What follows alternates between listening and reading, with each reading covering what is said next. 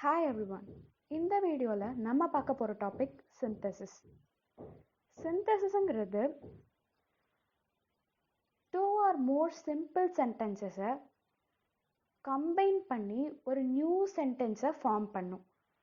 அந்த ஃபார்ம் அந்த new sentence சிம்பிளாகவும் இருக்கலாம், காம்பவுண்டாகவும் இருக்கலாம், காம்ப்ளெக்ஸாகவும் இருக்கலாம். ஸோ எப்படி ரெண்டு சென்டென்சஸை கம்பைன் பண்ணுறது, அந்த ரெண்டு சென்டென்ஸை கம்பைன் பண்ணும்போது அது சிம்பிளாக இருந்தால் எப்படி இருக்கும், காம்பவுண்டாக இருந்தால் எப்படி இருக்கும், இல்லை காம்ப்ளெக்ஸாக இருந்தால் எப்படி இருக்குங்கிறத இந்த வீடியோவில் பார்க்கலாம். ஃபஸ்ட்டு சென்டென்ஸ் எப்படி ஃபார்ம் ஆகுதுன்னு பார்க்கலாம். சிம்பிளான ஒரு வேர்ட்லேருந்து ஆரம்பித்து ஃப்ரேசஸ்லேருந்து கிளாஸஸ்லேருந்து இதெல்லாம் கம்பைன் ஆகி ஒரு குரூப் ஆஃப் வேர்ட்ஸ் தான் சென்டென்ஸ். ஸோ இந்த சென்டென்ஸ் எல்லாம் கம்பைன் ஆகி ஒரு பேராகிராஃபாக சேஞ்ச் ஆகுது. ஒரு 2-3 பேராகிராஃபை சேர்த்தா நம்ம அதை டெக்ஸ்ட்ன்னு சொல்கிறோம். இந்த சென்டென்ஸில் ஃப்ரேஸ் அண்ட் கிளாஸ் இது ரெண்டும் ரொம்ப இம்பார்ட்டண்ட்டான ஒரு பார்ட். இந்த ஃப்ரேஸும் கிளாஸும் எந்த இடத்துல எப்படி நம்ம ஃபார்ம் பண்ணணுங்கிறத கரெக்டாக பண்ணாதான் ஒரு கம்ப்ளீட்டான சென்டென்ஸ் நமக்கு கிடைக்கும். இப்போ நம்ம 3 டைப்ஸ் ஆஃப் சென்டென்சஸை பார்க்கலாம். First simple sentence, second compound sentence, next complex sentence. சிம்பிள் சென்டென்ஸுங்கிறது அதில் ஒரு சப்ஜெக்ட் இருக்கும் அண்ட் அ வேர்ப், அதாவது வேர்பை ப்ரெடிகேட்னு சொல்லலாம். ஒரு சப்ஜெக்ட் அண்ட் ஒரு வேர்ப் இருக்கும். அந்த சப்ஜெக்ட் அந்த வேர்ப் இருக்கிறதுனால it gives a complete meaning. The sentence gives the complete meaning. For example, the boys went to the park. இந்த பாய்ஸுங்கிறதுங்கிறது சப்ஜெக்ட் அண்ட் வென்ட்டுங்கிறது வேர்ப். இந்த சென்டென்ஸ் கம்ப்ளீட்டான மீனிங்கை தான் தருது. நெக்ஸ்ட் எக்ஸாம்பிள் பாருங்க, வி லைக் பிஸா. விங்கிறது சப்ஜெக்ட், லைக்குங்கிறது வேர்ப். ஸோ இதுவும் ஒரு கம்ப்ளீட்டான மீனிங் தான் தருது. அண்ட் சிம்பிள் சென்டென்ஸை இண்டிபெண்டன்ட் கிளாஸ்னும் சொல்லலாம், மெயின் கிளாஸும் சொல்லலாம். நெக்ஸ்ட் நம்ம ஃப்ரேஸ், கிளாஸஸ் இதை பற்றிலாம் டீட்டெயில்டாக பார்க்கும்போது நமக்கு ஈஸியாக புரிஞ்சிடும். Next compound sentences. காம்பவுண்ட் சென்டென்சஸ்ங்கிறதுல 2 இல்லை 2த்துக்கும் மேலே இண்டிபெண்டன்ட் கிளாஸஸ் இருக்கும். Independent clauses are main clauses. So இந்த 2 கிளாஸஸ் இல்லை அதுக்கு மேலே ஒரு கிளாஸை இன்னொரு கிளாஸோட கனெக்ட் பண்ணுறது பேர் தான் கன்ஜங்ஷன்னு சொல்லுவாங்க. இங்கே காம்பவுண்டில் யூஸ் பண்ணியிருக்க கன்ஜங்ஷனை கோஆர்டினேட்டிங் கன்ஜங்ஷன்னு சொல்லுவாங்க. இப்போ எக்ஸாம்பிள் பார்க்கும்போது புரியும். The boys went to the park but they did not go to the zoo. இப்போ the boys went to the பார்க்குங்கிறது ஒரு clause, they did not go to the zoo-ங்கிறது ஒரு clause. இது clause is nothing but it gives a complete meaning, a group of words which gives a complete meaning தான் clause. So இந்த 2 clause இருக்கு. இந்த 2 clauseயும் connect பண்ணக்கூடிய ஒரு வேர்டு தான் கன்ஜங்ஷன்னு சொல்லுவாங்க.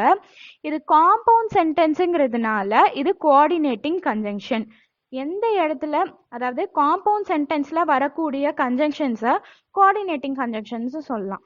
அதாவது இன்ஃபேக்ட் ஒரு சென்டென்ஸில் இருக்க கோஆர்டினேட்டிங் கன்ஜங்ஷனை பொறுத்து தான் அது காம்பவுண்ட் சென்டென்ஸ்னே சில பேர் ரியலைஸ் பண்ணிப்பாங்க. Next, we like pizza and we like spaghetti. We like பிஸாங்கிறதும் ஒரு கிளாஸ் தான் அண்ட் வி லைக் ஸ்பெகட்டிங்கிறதும் ஒரு கிளாஸ் தான். இந்த வி லைக் பிஸாவையும் வி லைக் ஸ்பெகட்டிவையும் நடுவில் ஒரு வேர்ட் கனெக்ட் பண்ணுது. அந்த வேர்டு தான் இங்கே கோஆர்டினேட்டிங் கன்ஜங்ஷன். ஸோ இந்த காம்பவுண்ட் சென்டென்ஸில் இந்த கோஆர்டினேட்டிங் கன்ஜங்ஷன்ஸ் அண்ட் கன்ஜங்ஷன்ஸ் பற்றி அண்ட் கன்ஜங்ஷன்ஸ் அதோட டைப்ஸ் பற்றி நெக்ஸ்ட்டு நம்ம டீட்டெயில்டாக பார்க்கும்போது நமக்கு கொஞ்சம் ஈஸியாகவே புரியும். Next complex sentence. காம்ப்ளெக்ஸ் சென்டென்ஸில் இண்டிபெண்ட் கிளாஸும் இருக்கும், டிபெண்ட் கிளாஸும் இருக்கும். நமக்கு இந்த நேமை வச்சே தெரியுது. இண்டிபெண்ட் கிளாஸுங்கிறது எதையுமே அதுதான் மெயின் கிளாஸ். நம்ம முன்னாடியே பார்த்தோம் இல்லையா, ஒரு சப்ஜெக்ட் இருக்கும், ஒரு வேர்ப் இருக்கும், அதனால அது கம்ப்ளீட்டான மீனிங் தருது. So it does not depend on anything. ஆனால் டிபெண்ட் கிளாஸுங்கிறது எதையாவது ஒரு விஷயத்தை டிபெண்ட் பண்ணி தான் இருக்கும். அந்த டிபெண்ட் கிளாஸ் மட்டும் இருந்துச்சுன்னா ஒரு சென்டென்ஸ் கம்ப்ளீட்டே ஆகாது, அதனால மீனிங்லெஸ்ஸாக இருக்கும்.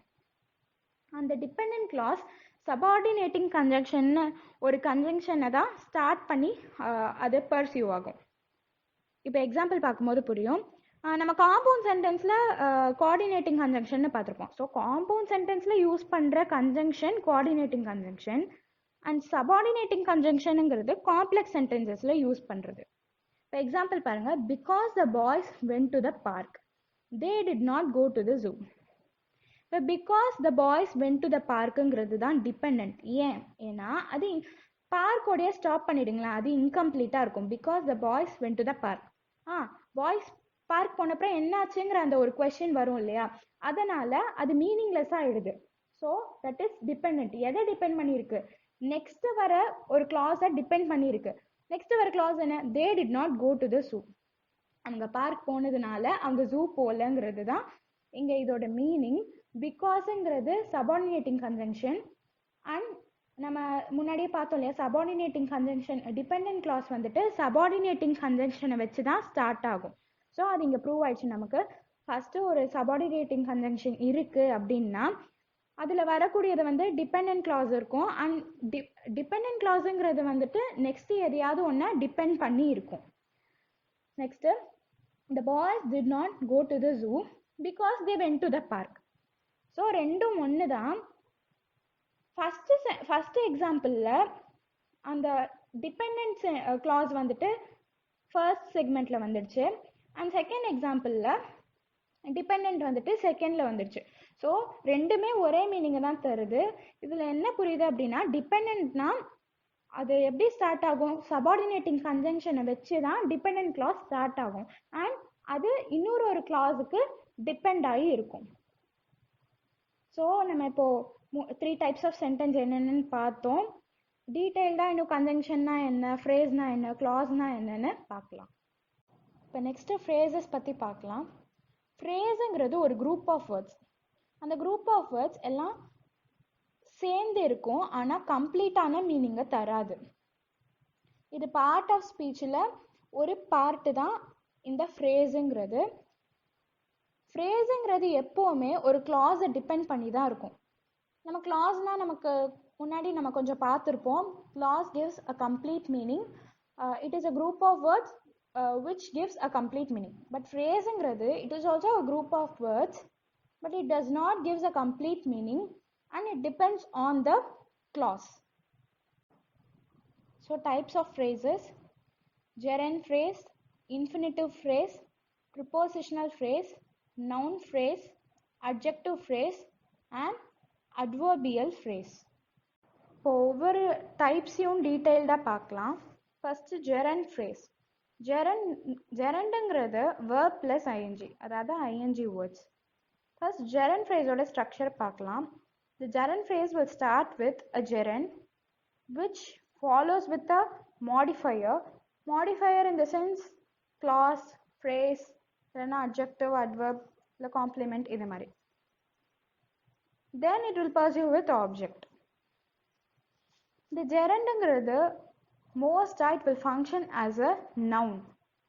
So gerund phrase will be as a subject in a sentence, as it will always function as a noun. So இந்த gerund phraseக்கு மோஸ்டா punctuationsங்கிறது அவசியம் இல்லை. நெக்ஸ்ட் நம்ம infinitive phrase பார்க்கலாம். infinitive phrase, infinitivனா to plus verb. In the infinitive phrase, they'll call also as verbal. Verbal, it's nothing but the word which represents an action in a sentence. So ஒரு சென்டென்ஸில் ஒரு action, ஏதாவது ஒரு action நடக்குது, ஏதாவது ஒரு verb இருக்குது அப்படின்னா இந்த இன்ஃபினிட்டிவ் ஃப்ரேஸுங்கிறது அதை தான் டிஸ்கிரைப் பண்ணும். அந்த வேர்பையோ இல்லை அந்த ஆக்ஷனையோ தான் டிஸ்கிரைப் பண்ணும். It will function as adjective, noun or adverb in a sentence. இப்போ prepositional phrase பார்க்கலாம். Prepositional phrase அது வந்து ஒரு group of words which has a preposition in it. The phrase which has a group of words and it has a preposition in it. It may describe an object and the word that modifies the object is called preposition. மோஸ்டா இந்த preposition வந்துட்டு ஒரு ஆப்ஜெக்டை modify பண்ணும்.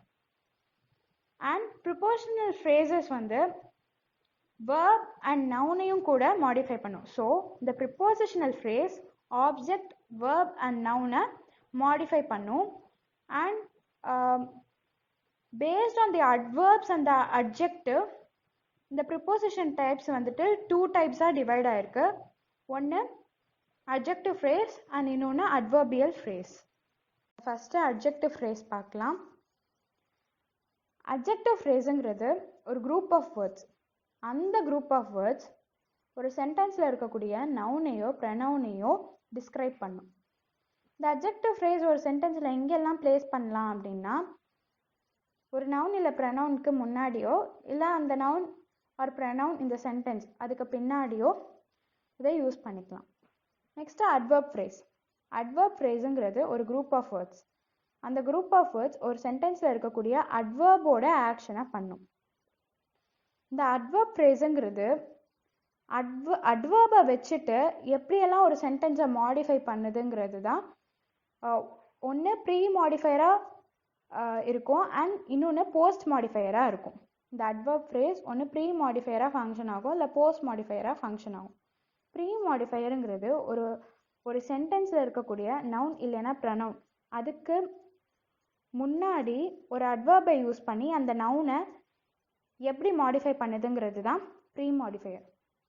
Post மாடிஃபையருங்கிறது ஒரு சென்டென்ஸில் இருக்கக்கூடிய noun இல்லைன்னா ப்ரனவுனுக்கு அப்புறம் ஒரு adverb-ஐ யூஸ் பண்ணி எப்படி அந்த நவுனை மாடிஃபை பண்ணுறதுங்கிறது தான் post modifier. For example, Alex made a cake yesterday. இப்போ அலெக்ஸுங்கிறது சப்ஜெக்ட், மேடுங்கிறது verb. அ கேக் எஸ்டர்டே, இந்த கேக்குங்கிறது தான் நவுனுங்க. இந்த கேக்குக்கு முன்னாடி அங்கிற ஆர்டிக்கலை யூஸ் பண்ணி அதை வந்து அந்த adverb-ஐ இங்கே வந்துட்டு ப்ரீ மாடிஃபையராக யூஸ் பண்ணியிருக்காங்க. அண்ட் எஸ்டர்டேங்கிறது adverb ஆஃப் டைம், அது நவுனுக்கு அப்புறம் யூஸ் பண்ணியிருக்கிறதுனால அது post modifier.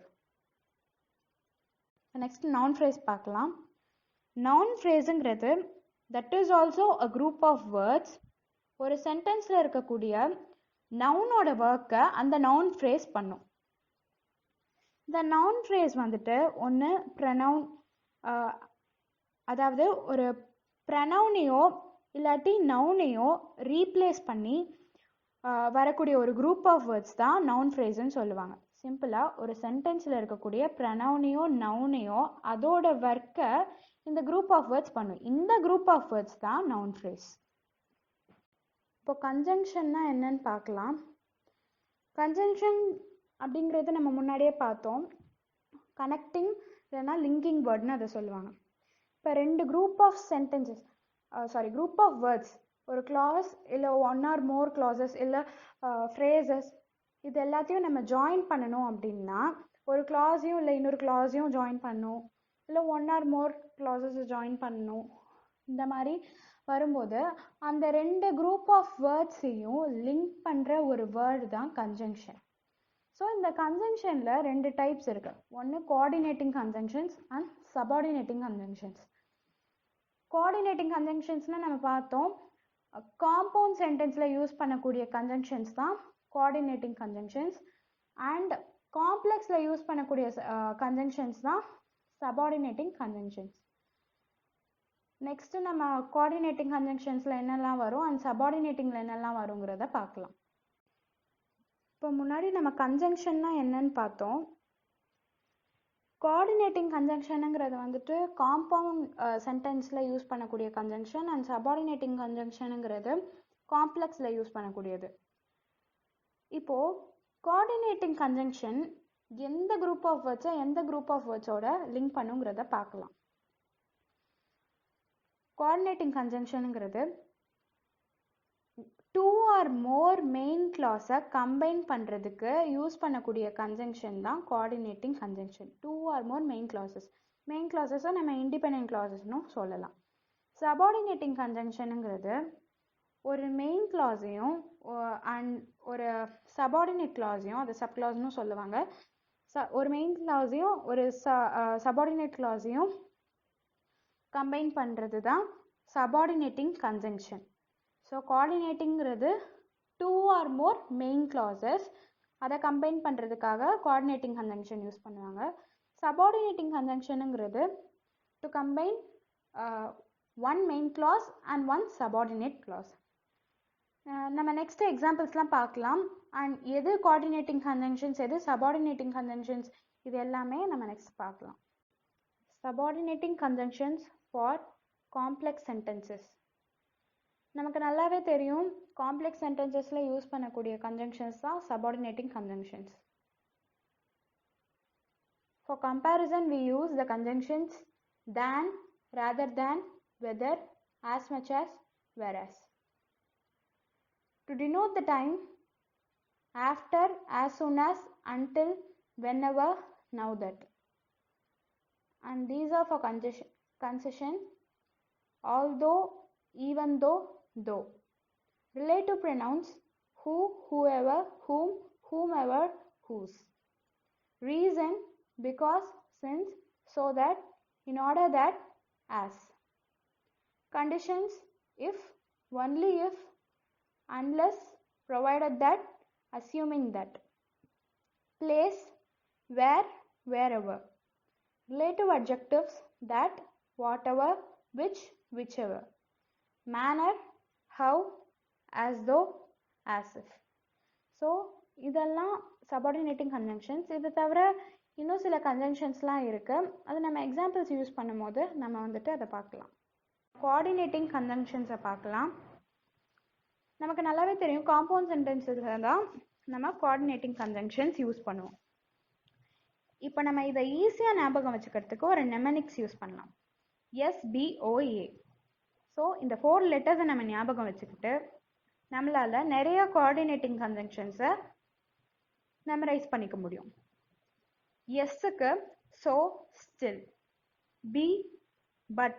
O, or else, otherwise. ஏக்கு and then, and therefore, and so, as well as. So இந்த மாதிரி SBOAங்கிற நெமனிக்ஸை வச்சுட்டு நம்மளால் ஈஸியாக இவ்வளோ கோஆர்டினேட்டிங் கன்ஜங்ஷன்ஸை மைண்டில் வச்சுக்க முடியும். ஸோ நம்ம ஃப்ரேஸை பார்த்தோம், and conjunctions, subordinating conjunctions, coordinating conjunctions இதெல்லாம் பார்த்தோம். இப்போ கிளாஸ் பார்க்கலாம். கிளாஸுங்கிறது ஒரு குரூப் ஆஃப் வேர்ட்ஸ். அந்த குரூப் ஆஃப் வேர்ட்ஸில் கண்டிப்பாக ஒரு சப்ஜெக்ட் அண்ட் வேர்ப் இருக்கும். அண்ட் அந்த வேர்ப் ரொம்ப ஃபைனைட்டாக இருக்கும். ஃபைனைட் வேர்ப்னா அந்த வேர்ப் அதுக்கான ஆக்சிலரியோட சேர்ந்து கம்ப்ளீட்டான ஒரு மீனிங்கை கொடுக்கும். இந்த கிளாஸுங்கிறது ஒரு சென்டென்ஸாக தனியாகவும் ஃபங்க்ஷன் ஆகும், இல்லைன்னா ஒரு பார்ட் ஆஃப் சென்டென்ஸாக கூட ஃபங்க்ஷன் ஆகும்.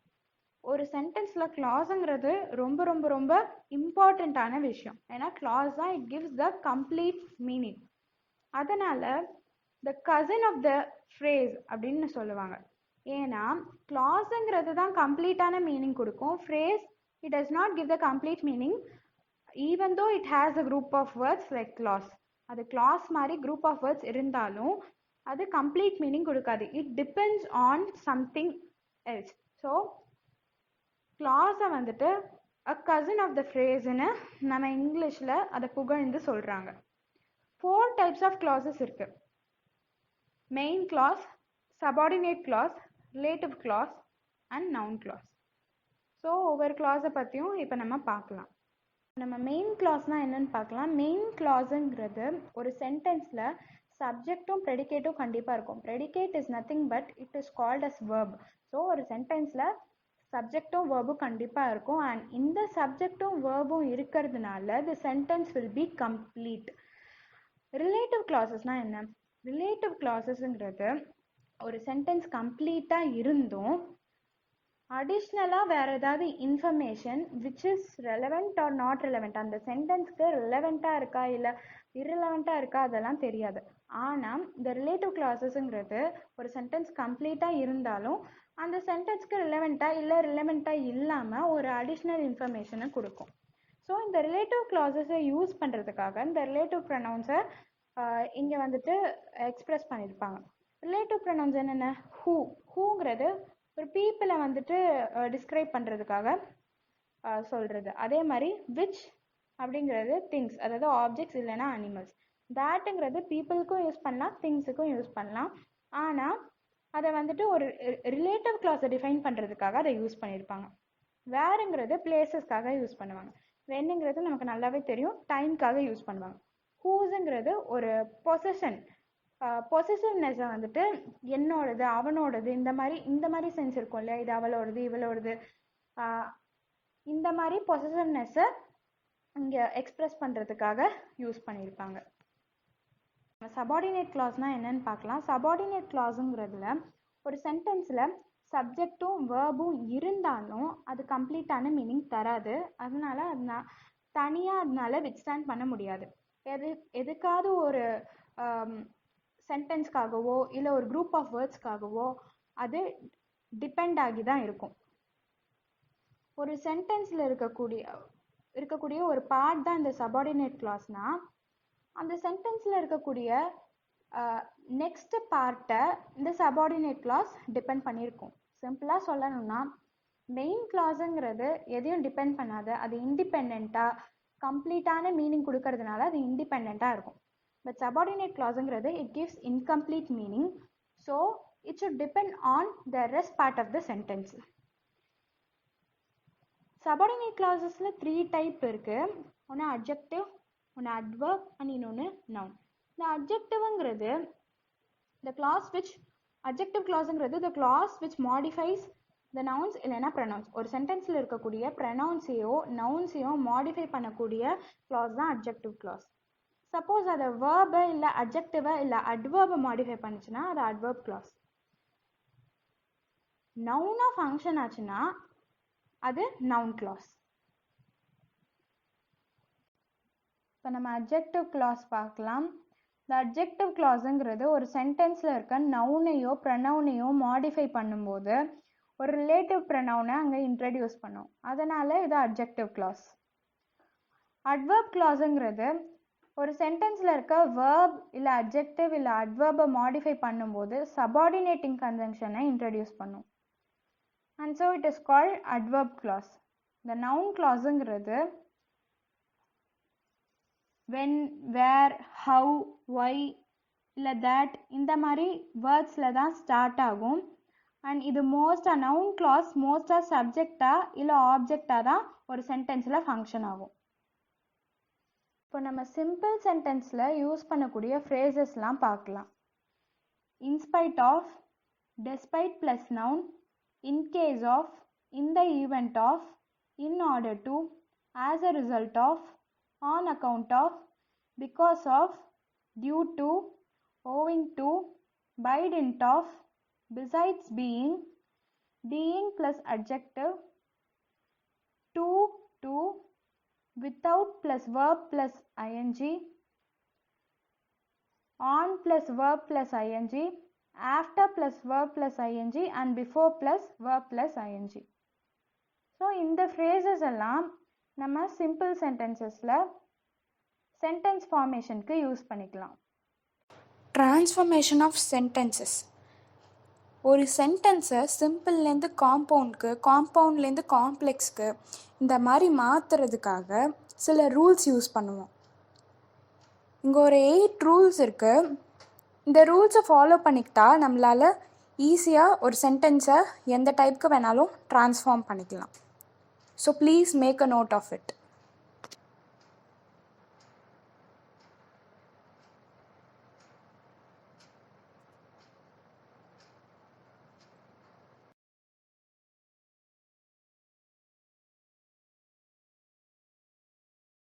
இப்போ எக்ஸாம்பிள்ஸ் பார்க்கலாம். ஃபர்ஸ்ட் எக்ஸாம்பிள் பாருங்கள். In case of an emergency I will call for assistance. There is an emergency and I will call for assistance. If there is an emergency I will call for assistance. சிம்பிளில் in case ஆஃப்ங்கிற phrase காம்பவுண்டுக்கு ஆண்டுங்கிற coordinating conjunction use ஆகி connect ஆகிருக்கு. And காம்ப்ளெக்ஸ்க்கு change ஆகும்போது இஃப்ங்கிற subordinating conjunction use பண்ணி அது சேஞ்ச் ஆகிருக்கு. Next example, in the event of rain, I will not venture out. There is a heavy rain and I will not venture out. If there is a heavy rain, I will not venture out.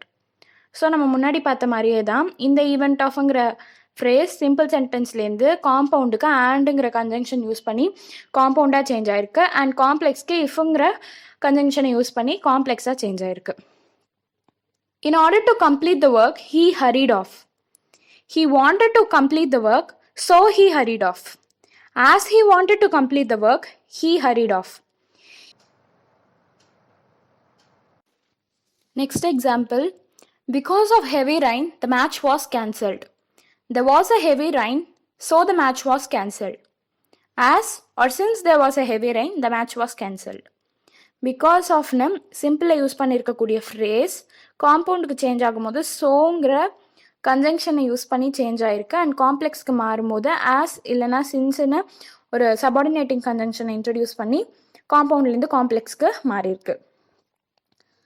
Next example. In spite of being rich he is not happy. He is rich but he is not happy. Even though he is rich he is not happy. In spite ஆஃப்ங்கிறது சிம்பிளில் use பண்ணியிருக்கக்கூடிய ஒரு phrase. அது காம்பவுண்டுக்கு மாறும்போது பட்டுன்னு ஒரு கன்ஜங்ஷனை யூஸ் பண்ணி சேஞ்ச் ஆகிருக்கு. அண்ட் காம்ப்ளெக்ஸில் ஈவன் தோன்னு ஒரு சபார்டினேட்டிங் கன்ஜங்ஷனை யூஸ் பண்ணி காம்பவுண்ட்லேருந்து காம்ப்ளெக்ஸ்க்கு சேஞ்ச் ஆகிருக்கு. Next. In spite of his poverty he is honest. He is poor as well as he is honest. Although he is poor he is honest. இங்கே இன்ஸ்பைட் ஆஃப்ங்கிறது காம்பவுண்டுக்கு மாறும்போது ஆஸ் வெல் ஆஸுங்கிற ஒரு கோஆர்டினேட்டிங் கன்ஜங்ஷனை யூஸ் பண்ணி காம்பவுண்டாக சேஞ்ச் ஆகிருக்கு. அண்ட் ஆல்தோனையும் யூஸ் பண்ணி ஒரு காம்ப்ளெக்ஸ் சென்டென்ஸை ஃபார்ம் ஆகிருக்கு. Despite his illness he came to school. He was ill but he came to school. Though he was ill he came to school. டெஸ்பைட்டுங்கிற ஃப்ரேஸ் சிம்பிள்லேருந்து காம்பவுண்டுக்கு பட்டுங்கிற கன்ஜங்ஷனை யூஸ் பண்ணி சேஞ்ச் ஆகியிருக்கு. அண்ட் அது காம்ப்ளெக்ஸாக மாறும்போது தோங்கிற சபார்டினேட்டிங் கன்ஜங்ஷனை இன்ட்ரடியூஸ் பண்ணி காம்ப்ளெக்ஸாக சேஞ்ச் ஆகிருக்கு. ஃப்ரெண்ட்ஸ், இப்போ நம்ம சிந்தசிஸுங்கிற டாப்பிக்கை கம்ப்ளீட்டாக பார்த்தோம். இது பார்க்க ரொம்ப வாஸ்டான டாபிக் மாதிரி தெரியும், ஆனால் இதுதான் ரொம்ப ஈஸியஸ்டான டாபிக். நம்ம ஃப்ரேஸ்னால் என்ன, கிளாஸ்னால் என்ன, கன்ஜங்ஷன்னா என்னன்னு பொறுமையாக நம்ம பார்த்தோம் அப்படின்னா ஈஸியாக ஒரு சென்டென்ஸை 3 ஃபார்முக்கும் ட்ரான்ஸ்ஃபார்ம் பண்ணலாம். Thank you friends. இந்த டாப்பிக்கில் உங்களுக்கு ஏதாச்சும் டவுட்ஸ் இருந்ததுன்னா கமெண்ட் பண்ணுங்கள்.